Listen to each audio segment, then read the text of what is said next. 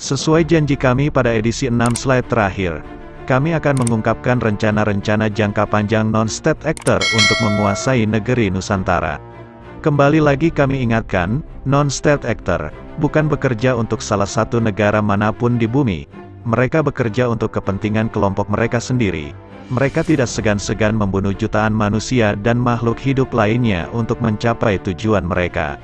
Sejak tahun 2010 sampai dengan tahun 2019, kami lakukan wawancara dengan pemegang amanah di Washington DC, Tucson, New York Amerika, London Inggris, Zurich dan Willisau Swiss, Paris Prancis, Chiyoda Jepang, Singapura, Hong Kong dan Nami Island Korea Selatan. Kami mengikuti jadwal kunjungan beliau.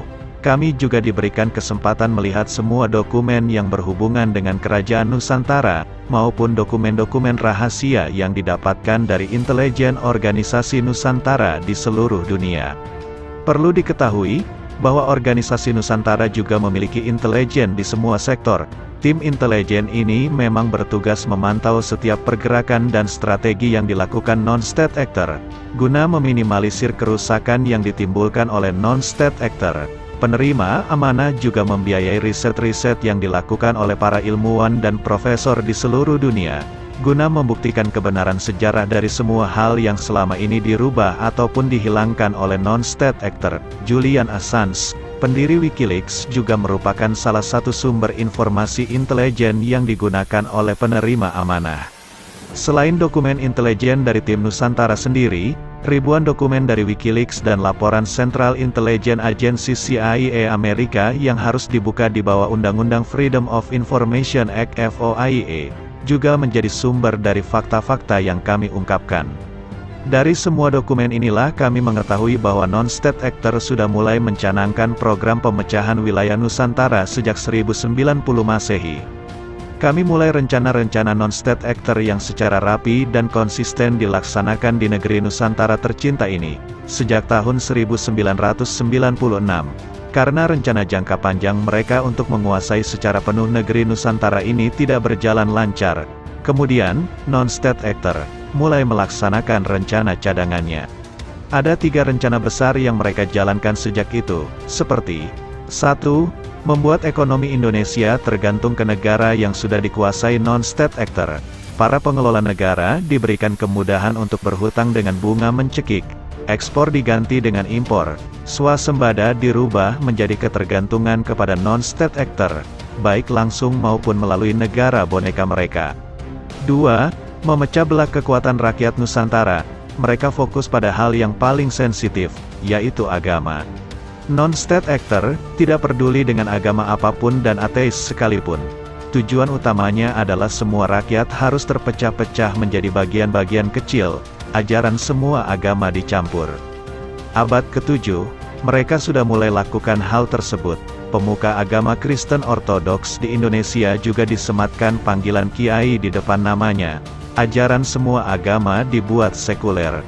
Doktrinnya, bila tidak melihat Tuhan, kenapa harus percaya? Selota umat Kristen Ortodoks dicampur dengan sholat umat Islam. Patut kalian ketahui, umat Kristen juga mengenal sholat 7 waktu. Sama seperti umat Islam mengenal sholat 5 waktu. Selota adalah bahasa Aram yang di dalam bahasa Arab artinya adalah sholat.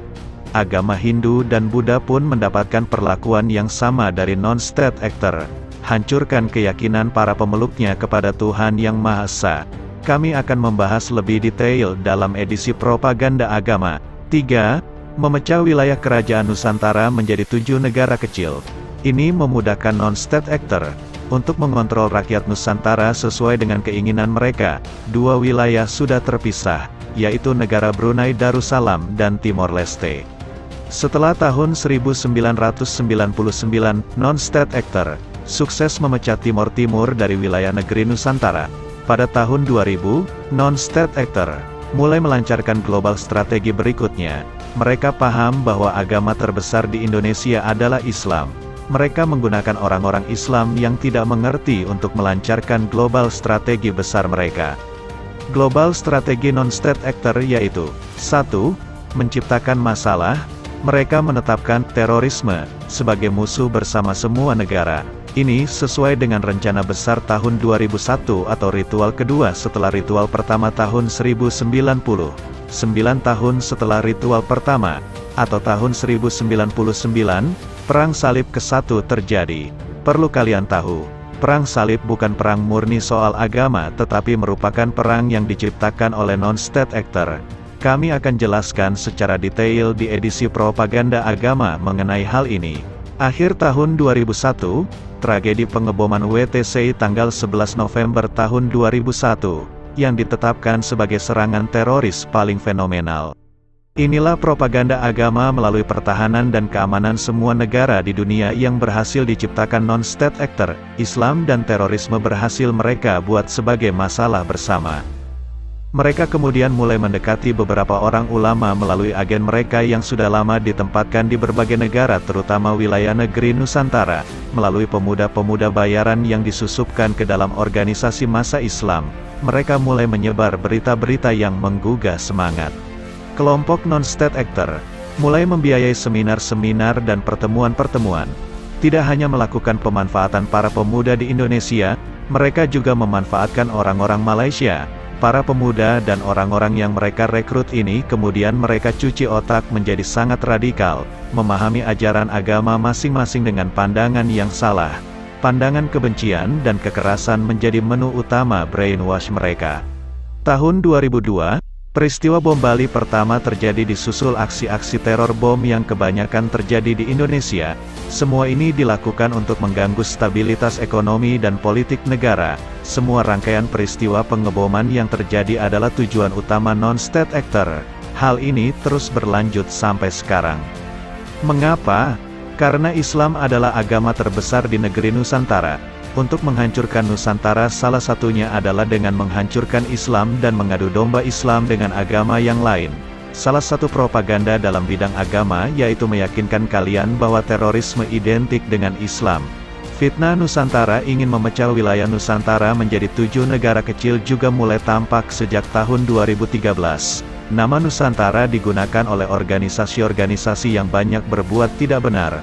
Sampai setelah pemilu 2014. Non-state actor mulai memperkenalkan sosok-sosok yang tidak jelas ke masyarakat. Mereka menguasai sosial media dan selalu menimbulkan kontroversi mengatasnamakan organisasi Islam atau agama Islam. Mereka juga membiayai pemuda-pemuda yang mereka didik salah jalur, mengatasnamakan Nusantara. Para pemuda ini mengadakan seminar di salah satu kafe di Kemang Raya pada tanggal 17 Oktober dan tanggal 20 Oktober dengan tema penggunaan nama Indonesia atau Nusantara yang tepat.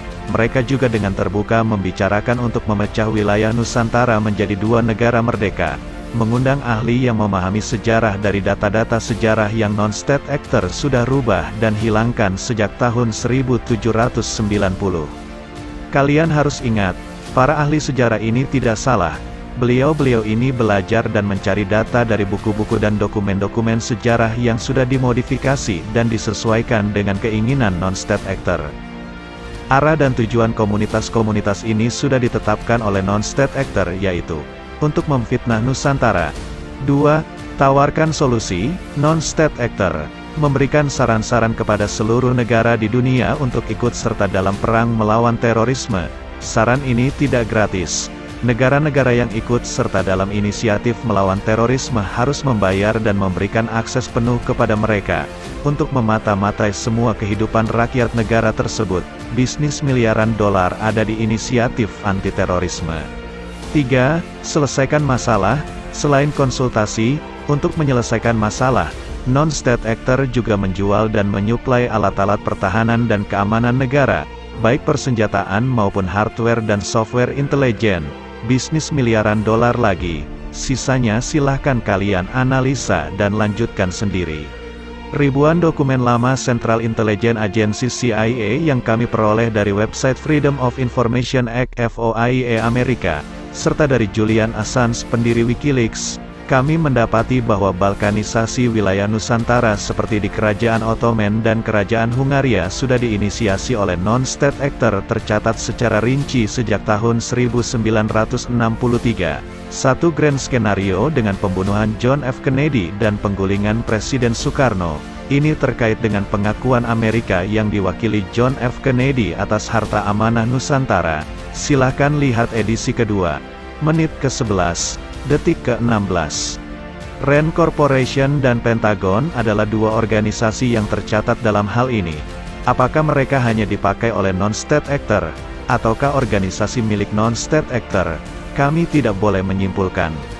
Dalam rencana tersebut, dijelaskan target negara baru adalah 1. Papua, Nusa Tenggara Barat dan Nusa Tenggara Timur Indonesia.